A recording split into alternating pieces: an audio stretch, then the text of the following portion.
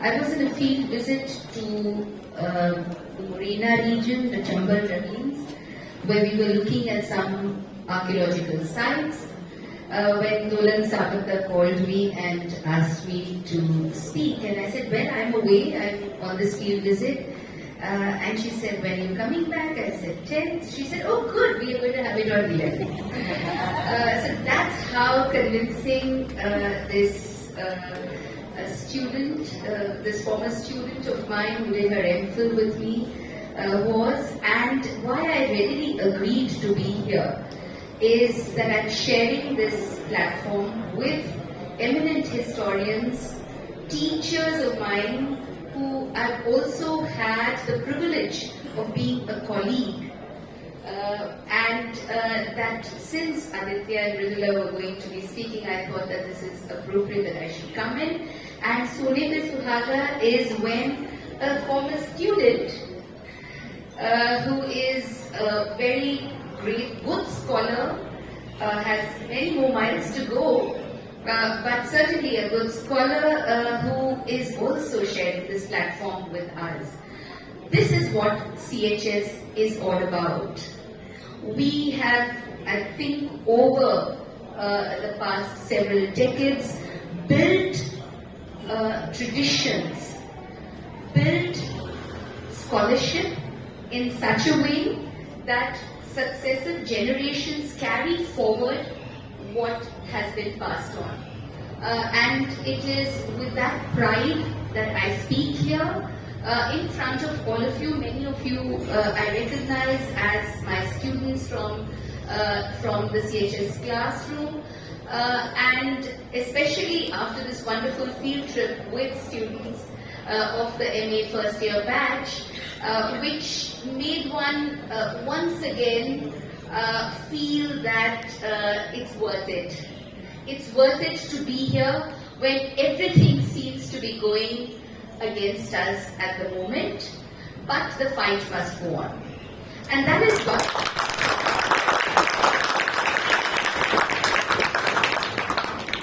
why I think we need to push back against this term distortion of history, because it is not distortion of history, it is a weaponizing of falsehoods in the name of history. And that is something that we should not give any legitimacy to. It is not difference of opinion, this was a Marxist viewpoint, this was some other viewpoint, and so on. But this is one where people without the credentials, who have no idea about what is the historian's craft, are trying to fabricate something which they are presenting and projecting through WhatsApp University and so many other online social media forums that Professor Mridula Mukherjee referred to. And that therefore is something we should desist from saying. This is not just distortion of history, this is weaponization of falsehoods in the name of history. The second thing that I thought I would like to flag, and again, Professor Aditya Mukherjee has already referred to this, is the kind of institutional support that has been given from the top down, from functionaries of the state, from the Prime Minister to the Union Home Minister to so many others in government, and then to institutions which fund research, institutions which direct policy as far as education is concerned, the way in which they have contributed to this weaponization of falsehoods. And that is something, again, that is very disturbing. It is very sad that we have reached this state, as Professor Mridula Mukherjee said just now, that where instead of focusing on our research, the 5 days in the field that I spent really rejuvenated me, and I'm so eager to write on what we saw and put down my field notes and so on.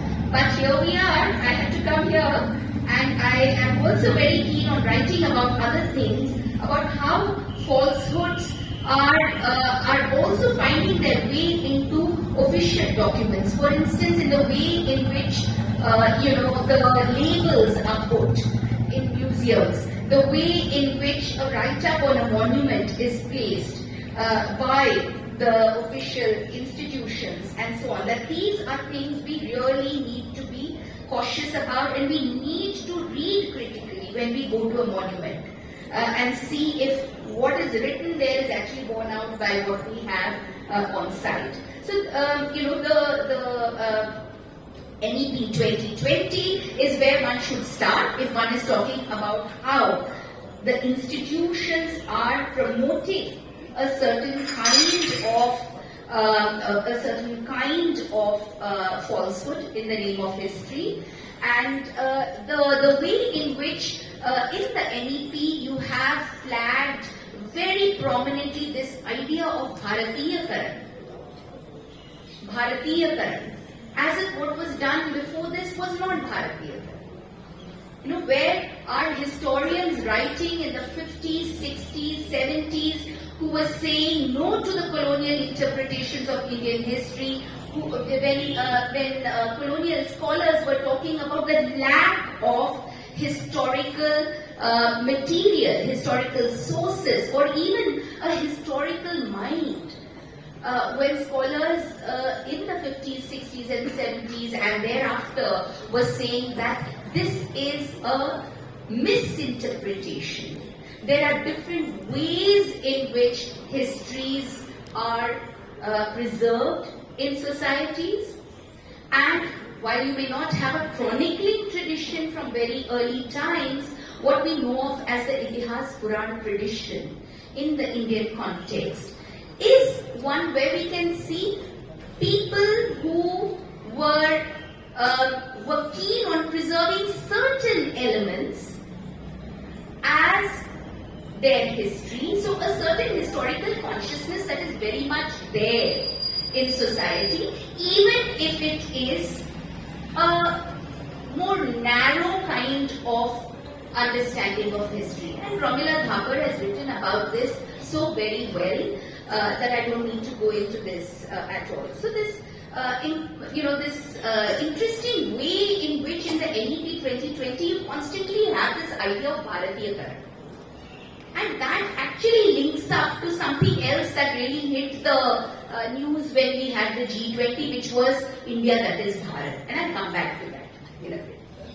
But the other institutional mechanism that has been used is the Parliament. You had the Parliamentary Committee on Education that went into reforms in content and design of school textbooks. This has already been mentioned by Professor Aditya Mukherjee. And what did they say? They said that they had been apparently approached by different sources claiming that the existing textbooks have unhistorical facts and distortions about our national heroes, and this should be removed. The second thing, that there should be equal or proportionate references to all periods of Indian history. And see what they do? Equal or proportionate references, remove the Mughals, remove the Delhi Sultanate, and oh wow, equal. Right? So we actually understand what is being meant when they say equal and proportionate references when we look at the action that follows. The third thing is about highlighting the role of great historic women heroes, including Gargi, Maitreyi, or rulers like Rani of Jhansi, Rani Channamma, Chand Bibi, Zalkari Bai, etc. Now, what we did at that point of time, I was the secretary of the Indian History Congress, and I was fortunate enough to have a team of students, research scholars from the Center for Historical Studies who volunteered to help me in compiling the references to women in the NCERT textbooks, to national heroes, and also to look at the distribution of pages, actual content to different time periods. of Indian history. And we have a 14-page table. You can look at it. It's up on the Indian History Congress website, where we show that every one of these claims was false. Every one. I mean, it's just huge. You look at the number of references to women in the textbooks. It's huge. And various other things also. So, it was really, I mean, we took this very literally. When they say proportionate distribution for periods, we also said prehistory. We should look at prehistory also. So we took it very literally, and we looked at, I mean, we didn't look at it from whatever was their perspective. We don't know. But we can presume what their perspective was in this. So clearly what we see is that even this parliamentary committee, such an important committee, is actually participating in this kind of misrepresentation. And the other thing is, of course, the NCRT, which was talking about lightening the load and so on, where caste had to be left out, gender had to be left out. In fact, students of ours, when they go, for the Delhi University College interviews, this is the new thing, right? Center for Historical Studies students especially are a target, but any good student, any student who actually knows what is the historian's craft, they go for an interview, and if they happen to work on gender, and they happen to have a critical view or a critical reading of sources because they know Sanskrit. They read various sources from the Brihya Sutras, even the Rigveda, and go down to the Manava Dharma Shastra and various, maybe even the modern period. And if they are asked, is there anything that suggests that that women were not equal in society, and suppose they were to say yes, patriarchy existed.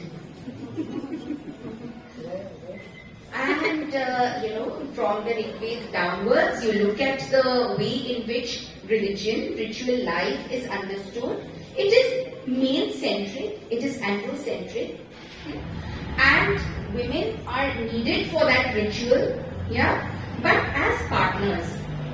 And if the partner is not there, like in the Ramayana, if the partner is not there, you can make a putla.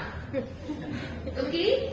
If the woman dies, it's very important to have 3 fires, apparently, according to this kind of a ritualistic understanding, 3 fires, and one of the fires is the household fire. So suppose the wife were to die.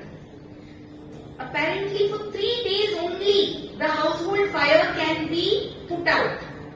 What does it mean? What does it mean? The woman is needed to light the household fire. Whether these were actually practiced or not, that there is an ideological positioning of this sort is indicated that patriarchies existed. Let's look at what all these rituals are telling us about. Even the great Upanishads, I really think these are fantastic texts of ancient India. And in the Upanishads as well as all these other texts that we have from the Vedic, the Brihya Sutras I've already mentioned and so on, what do you actually need to perpetuate this society? A child? Is it any child? No. What is this putreshti that everybody is eager to perform, the sacrifice? It is for a male child. So very clearly it is a patriarchal tradition that is there, and scholars who read these texts and all, obviously they don't know anything, because this is against the kind of political narrative that is being presented, where they do not want us to look at our sources and critically analyze and interpret those sources. So it's in that context that the way in which NCRT also then felt that gender shouldn't be part of it, because it sends the wrong idea. And the other kind of framework that we have is given by the UGC. And UGC also, of course, is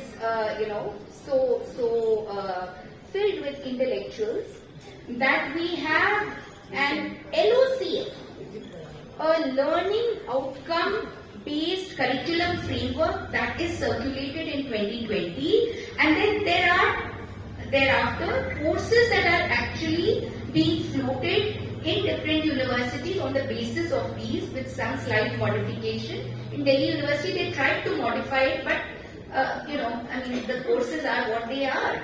And in this LOCF, I'll only talk about one course, which is the idea of Bharat.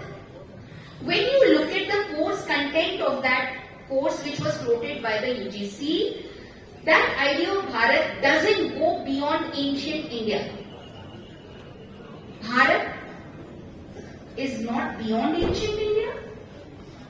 What kind of Bharat are we talking about? Are we talking about India that is Bharat? So these then become the ways in which a certain kind of projection is being made, and one of those projections, important projections, is that of Aryan being Indian, Sanskrit being the root, the mother language, and from there this whole bhandar of our culture, our languages and everything comes out. Right? And this is the reason then why it is important to talk about the Aryans being indigenous. And this whole mythology, modern mythology, contemporary mythology that is being perpetuated, where you try to link up the Rigvedic tradition and the people who composed the Rigveda, the Indo-Aryan speakers, with those who were a part of the Indus Valley civilization, with the people of the Indus Valley civilization. And in many ways, this has become now the common way of talking about the entire tradition, where we talk of it as the Sindhu Saraswati Sabhyata. You look at all your NET exams and even CUET, I'm sure, you have this terminology that is being actively propagated. How Sindhu Saraswati? On what basis are we saying Sindhu Saraswati? What are the kinds of settlements that we find actually on the Ghaggar-Hakra basin that have been excavated? Are they of the magnitude of Mohenjo-daro, Harappa or even Rakhigadi? So on what basis are we talking of this as the Sindhu Saraswati Sabhyata? Because in the Rigveda there are hints to Saraswati, you want to try and show that there is a continuity. So that whole anxiety about the indigenous. And this anxiety actually is reminiscent of the kind of anxiety that Hitler had, the Nazis had, about identity.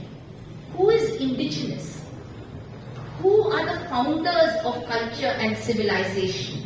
The Aryans. And who were the destroyers of civilization? In Mein Kampf, Hitler talks of how there are founders, maintainers and destroyers of civilization. So the founders are the German Aryans and the destroyers are the Jews. See parallels? Who is indigenous? Why do we have 1,000 years of colonial rule? Very clear what is being hinted at over here. Right? So it's frightening to see that what happened in Nazi Germany in terms of the ideological constructs as far as identity is concerned is being perpetuated in India as well today.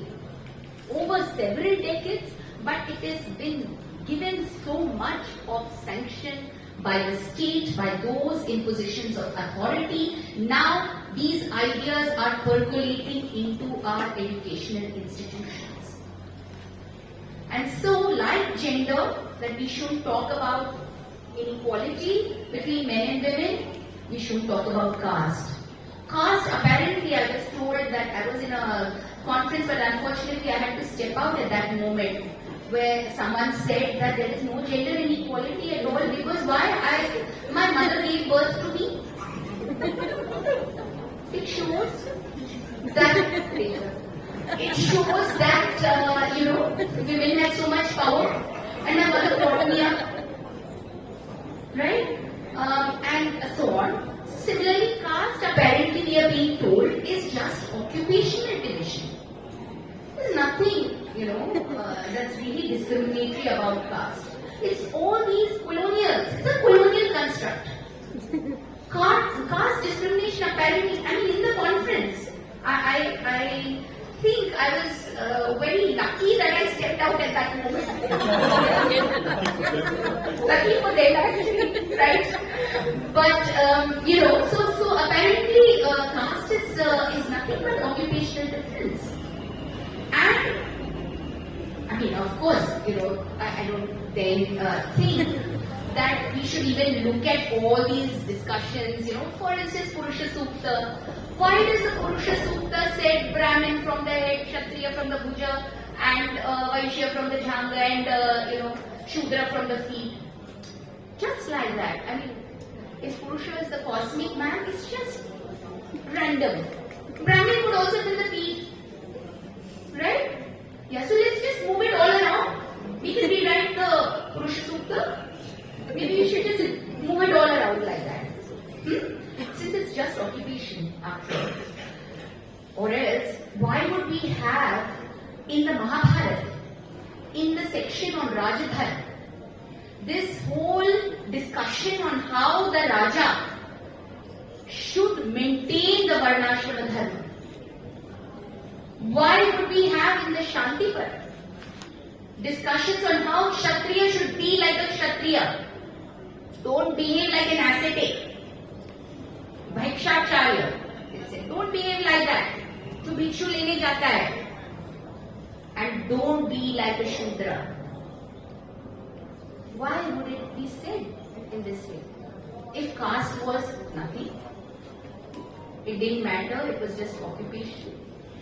And in the Ramayana, you are all very well aware of the Shambhuka episode, where Shambhuka's head is cut off for what reason? For chanting the Vedas, the sacred texts. So we know for a fact you have to read. That's all you have to do. You just have to read the text, preferably in Sanskrit. But if you can't do that, there are very good translations. Even that is enough. But if you read the text, there is no ambiguity that caste existed. What burden are we lessening for a child from a Dalit background when we remove caste from the textbook?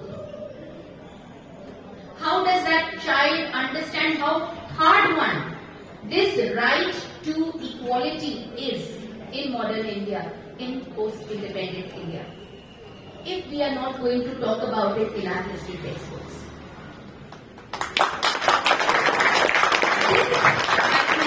This is one of the biggest canards, biggest falsehoods that is being propagated by those in power, that caste didn't exist and that it is a colonial construct.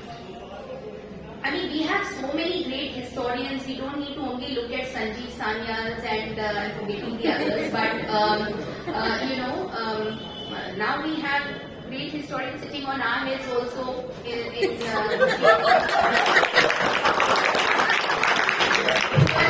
that Aryan invasion theory and Dravidian separateness is a big lie. It's a big lie. Then why do we have texts that are distinguishing between that which is Dravida and that which is Arya? Why would we have a mention of Dravida as a separate category? So these are obviously, coming from those who have no training in history, no ability to read the historical sources, and therefore they come up with all these fantastic claims? Because these are political claims. These are not based on history. These are based on a certain projection of an identity which is a Hindu majoritarian identity, an identity that wants to celebrate Varnashrama Dharma, which in the 19th century is invented in a new way through this idea of Sanatana Dharma, something that is eternal. That term Sanatana Dharma itself is something that comes in so many different ways in ancient sources. The Buddhist source is possibly the earliest that I have been able to identify in the Nikaya, and Professor Srimani has referred to my work in that, where he has also talked of this in a new book that he's brought out on Sanatana Dharma, where in the Nikaya the term Sanatana is used to refer to something that is eternal, but what is that something? Truth. Truth that is eternal, that has to be pursued.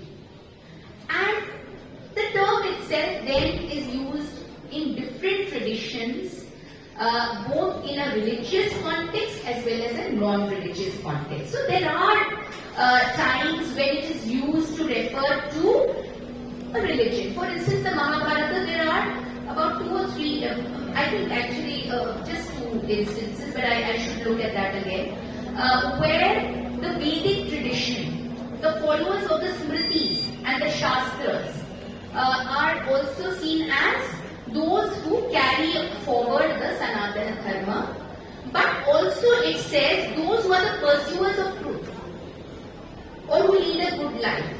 There are other contexts in the Mahabharata where Sanatana Dharma is used as a term, and that is where it is said that certain paddhatis, certain social practices have been carried on for a long time. That is Sanatana Dharma. Or that Kshatriyas, I mentioned that Kshatriyas had to behave in a particular way. That is Sanatana Dharma.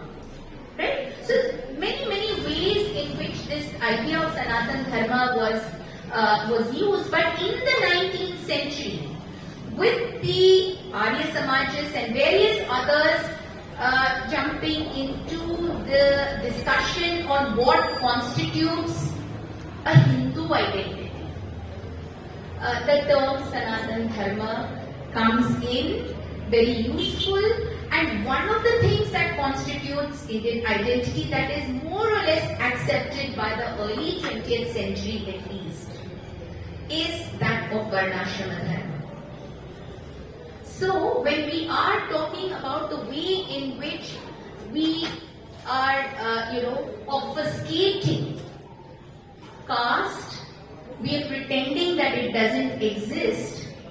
When we look at the sources carefully as historians, as students of history, we see how easily one can counter such claims. There was one point that I wanted to mention, and related to caste itself, this whole thing about beef-eating. So when we talk about caste, one of the things, or about the Hindu dharma, one of the things that is often talked of is about how beef eating is something that comes into India. WhatsApp University, not us, but WhatsApp University says this, comes because of the Muslims. But they are not alone in saying it. Many of these characters who were writing in the 19th century, some very good scholars also, talked about how, in some respects they were good scholars, they talked about how we should give up on beef eating, how it is against our dharma and so on. So in that new invented Hinduism that was taking place in the 19th century, this was one of the arguments that we should protest against beef eating, there should be a ban, and that it is the Muslims who are the ones who are perpetuating this beef eating culture and so on. Scholars like B.N. Jha have written so much, have been attacked so much for writing on this. We know from our historical sources, right from the Vedic literature down to medieval times, that texts that were composed in Sanskrit are talking of meat eating of different kinds, and beef is certainly one of them. The very fact that the name for a guest in Sanskrit is Bokhna. What does it mean? The feeling of a cow. Because Atithi Devo Bhava. So you are giving the guest the most choice meat that you have. And as cattle herding pastoralists, it's obvious also that they would have eaten beef. I mean, it's so silly to think otherwise. Fisher folk, we presume that fisher folk eat fish, right? Those who herd goats, they do eat goat meat. I mean, we might not like it as somebody who is a vegetarian myself. I have no problems in accepting or understanding that if you like the taste of meat and this is part of your culture, what is the harm? My children are carnivores. And I can do nothing to wean them away from their meat. So this is a personal choice in these times, in modern democratic societies, or so we would think. But no, we have to lynch people, we have to kill them because of their food choices and preferences. And that is something again that we need to protest as citizens, but also as historians, to point out how false this narrative is. No? So these are some of the very interesting ways in which what we normally talk of as distortions, but actually falsehoods are being propagated. And let me end then with only this little point. I wanted to also talk about how Hinduism itself, D.N. Shah argues, is a modern construct.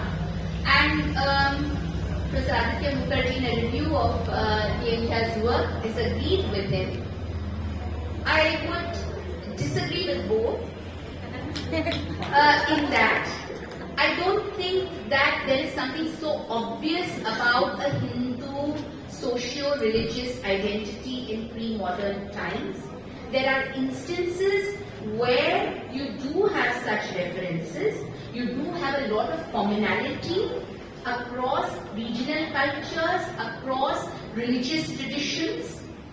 A very interesting point was made by Professor Irfan Habib. If you haven't looked at this work of his called Religion in Indian History, do take a look at the introduction, where he talks about how even in the Buddhist tradition, we normally understand the Buddhist tradition as one where there is a repudiation of caste completely.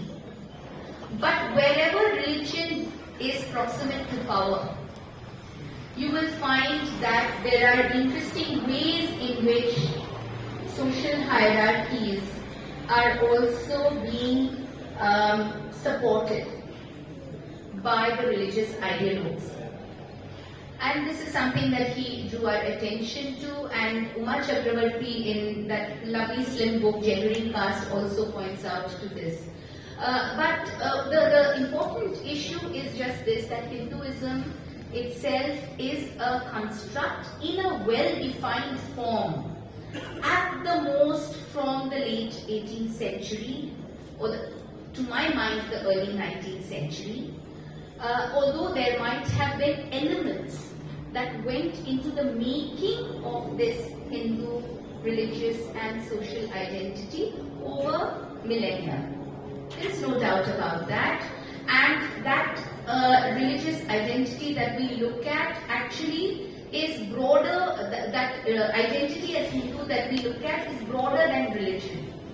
When we actually look at the way in which people were discussing this in the 19th and early 20th century. So then coming back to that point about Bharatiya Prati and India, that is Bharat. Why is there so much of a hesitation to accept India and to talk of Bharat? We are told that we need to go away from colonial constructs and that we should go back to Bharat, because Bharat is our term. Right? What is this our term that we are looking at? This term Hindu also comes from the same root as India. What is that root? It is a reference to Sindhu, and in Persian records of the 5th century BC, in the Avesta, which is of the same time period more or less as the Rig Veda, you have reference to the Hapta Hindu instead of the Sapta Sindhu. You know that there are many terms which are very similar because we see them as coming from the same tradition, the Avesta and the Rig Veda. So you have the Hapta Hindu that is used over there. In Xerxes' inscription of the 5th century BC, he is talking of Hindus. In the Naqsh Rustam inscription of the 1st century CE, excuse me if I got my date wrong, my laptop has shut down. In that we have a reference to, again, Hindustan. For the first time we have that reference that is there. And in the Chinese travelers' accounts, we have a number of references to this region, and they talk of it as Huanshan in the 7th century says there are a few terms that are there, and one is Shentu. I'm sorry, I'm not a scholar of Chinese language, so I might mispronounce. Shentu, and then Tian Chu is another variation of that. These are the terms that are used for this land, and he talks of it from the Himalayas to the north of Sri Lanka. That this is the area that he talks. So, geocultural region.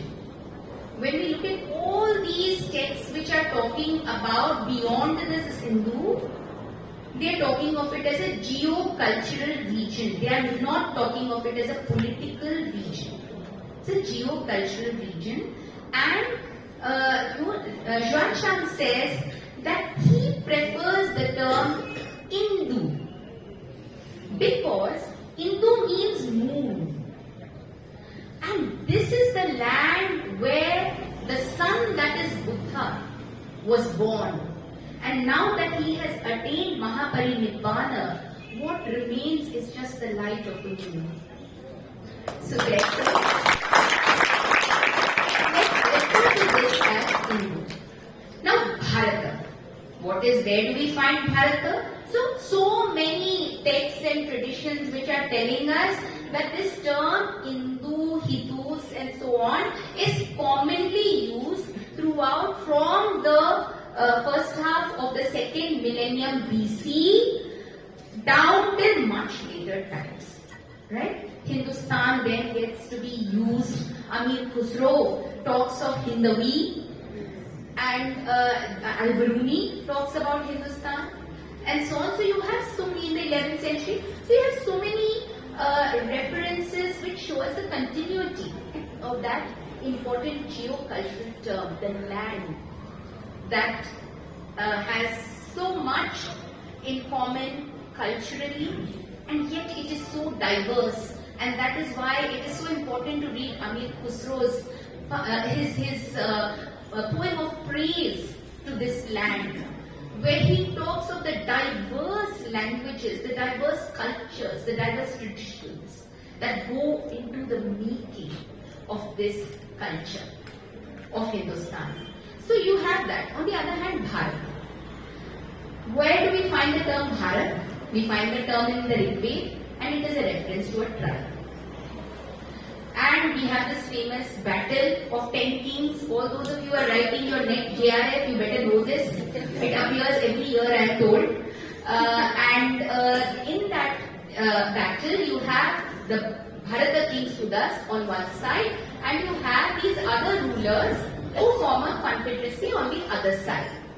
So you have the Drukyus, Matsyas, Yadus, and so on, and Halanas, and so on. So many of these tribes who join together to fight the Bharatas, and the war itself, as scholars have tried to show, may have taken place in different phases, and finally Sudas is victorious. Right? So it's a ruling lineage, it's a tribe, and then later you have the son of Dushyanta in the Mahabharata. We find reference where he talks of himself as belonging to the Bharata lineage. Right? So the way in which we know how we, like to claim certain kinds of lineages. We always, whether real or imagined, we have this across cultures, across the world, that a lineage, a genealogy is something that you claim so that you can project yourself as a legitimate ruler. And it's in that sense that Bharata is the term that is used by Dushyanta's lineage, his son, and thereafter. The term Bharatavarsha is actually found for the first time in Kharavel's inscription. Kharavel, a ruler of a small kingdom in Odisha, and he says that he is going to go and attack the Bharatavarsha. Meaning वो भारतवर्ष में नहीं है. उड़ीसा भारतवर्ष में नहीं था उस समय. ठीक है? And V. Chattopadhyay has a lovely essay called The Concept of Bharatavarsha, in which he talks about the different kinds of references that are there. But essentially to say that this idea of a geopolitical entity called Bharatavarsha is a very late construct. In the religious texts that are the Purans, that is where you have the idea of Bharatavarsha, Bharatakhanda, and so on as terms that are used to in a cosmographic sense. So you have a cosmography that is delineated, many islands. One of those islands is the Jambudvipa, within which you have the Bharatakhanda and the Bharatavarsha. And that is what then is something that is projected over and over by the Brahmanical ideologues. And Bharatavarsha then is one where the Brahmanical understanding of society and social hierarchy is also central.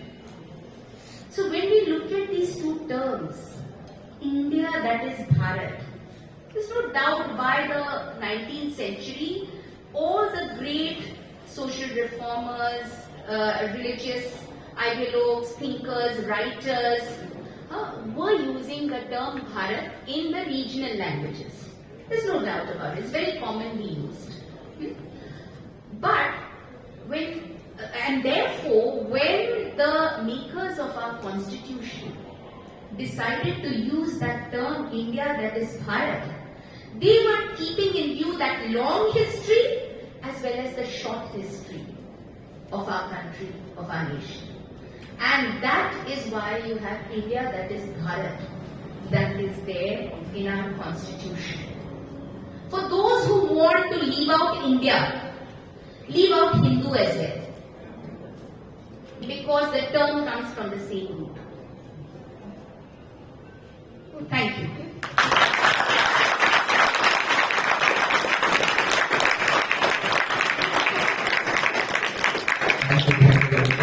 अब हमारे साथ हैं आकाश आचार्य जो अजीम film university के